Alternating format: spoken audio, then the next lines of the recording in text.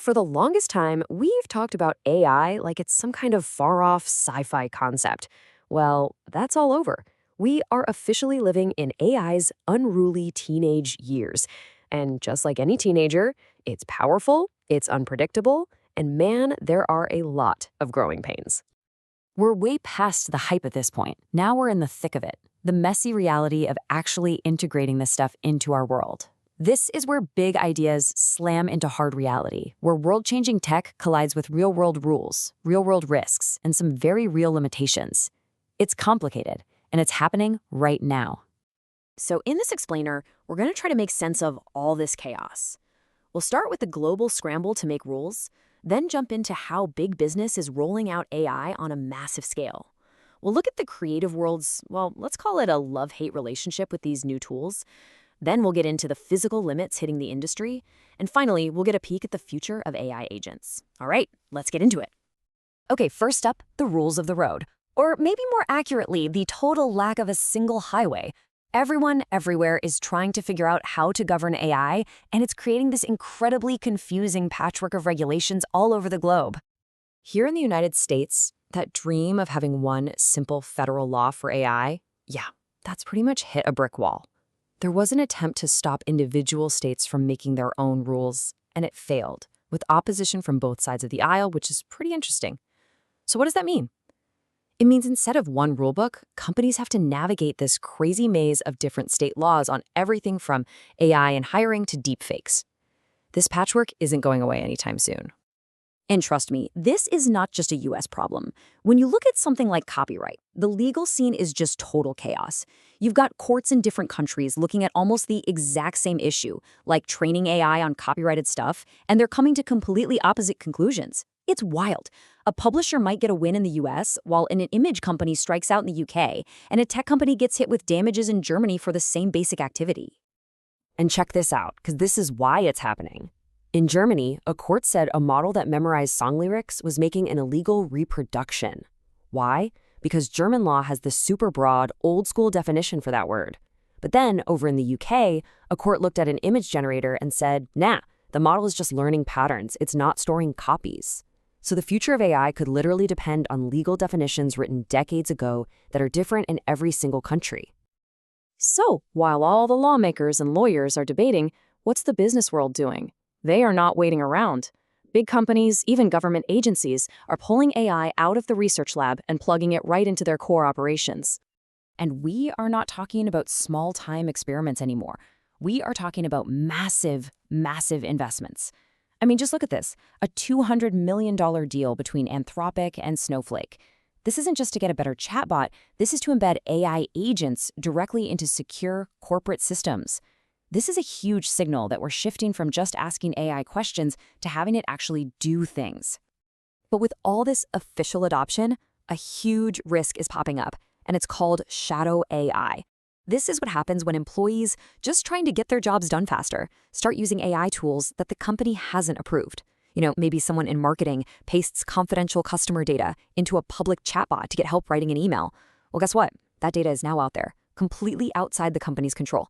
It is the risky, hidden downside to the whole enterprise AI, bro. So to fight this, the smart companies are getting ahead of it. They're not just banning stuff. They're creating a whole playbook for how to use AI safely. That means good training, really vetting the AI vendors they work with, making sure the systems can be audited, and this is key, having a plan for when, not if, an AI messes up. It's all about making the safe way the easy way. All right, let's bring this down to a more personal level.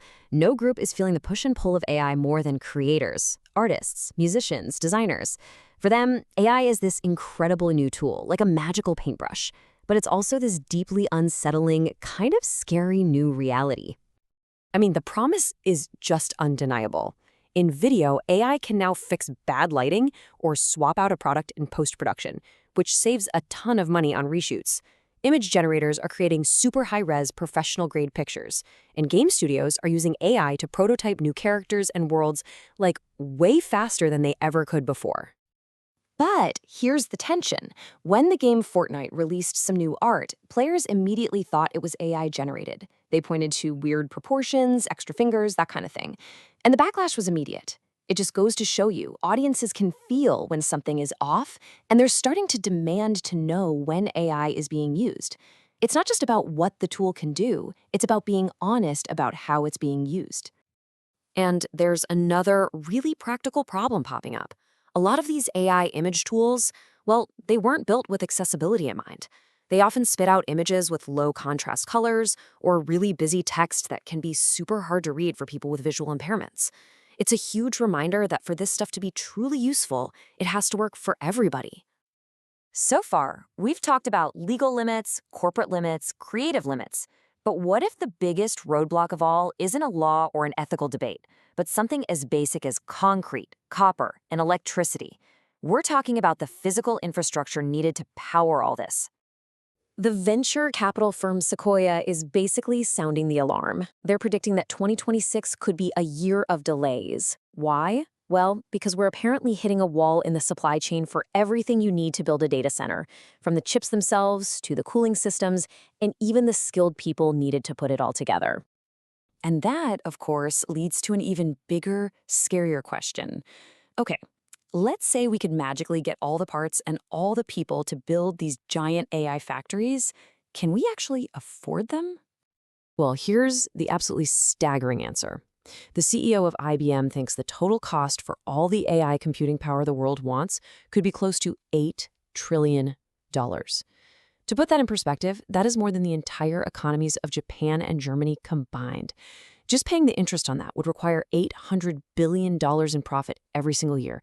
The scale of the money involved is it's almost impossible to wrap your head around. So what's the answer? The industry has to get smarter. It has to.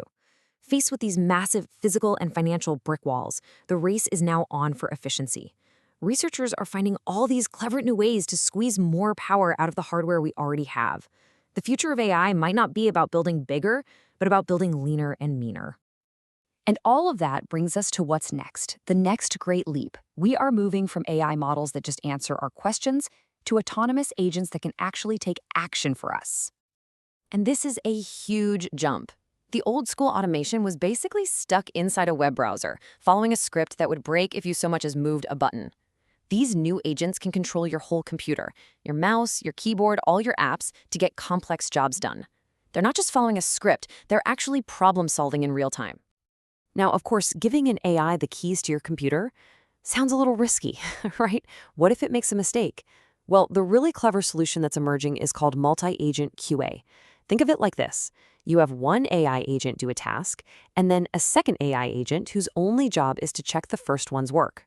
It's like an automated fact checker, which is a critical safety net for this powerful new world. And this really gets to the heart of it, the big takeaway from AI's chaotic teenage phase. For so long, the challenge was just building more powerful AI. But now that these systems are becoming more autonomous, the real work is shifting from engineering to supervision. The name of the game is now governance, oversight, and control. Which leaves us with one last big thought to chew on. As these AI agents get better and better at doing tasks, writing code, analyzing data, you name it, what's left for us? In a world of incredibly powerful agents, maybe the last true human competitive advantage is just good judgment. The ability to set the right goal, ask the right question, and ultimately to know when to pull the plug.